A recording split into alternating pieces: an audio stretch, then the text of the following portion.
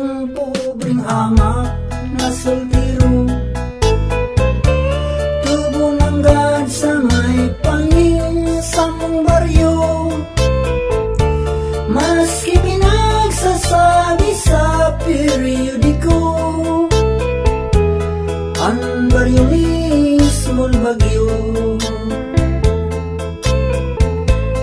Egwa kong sarong daragang namutan, minaot ko maging agong pakasalan. Alagad hina makakut tinatsaran, naharos kong ikagadan. Labi-labing sakit sa kuyang tinig,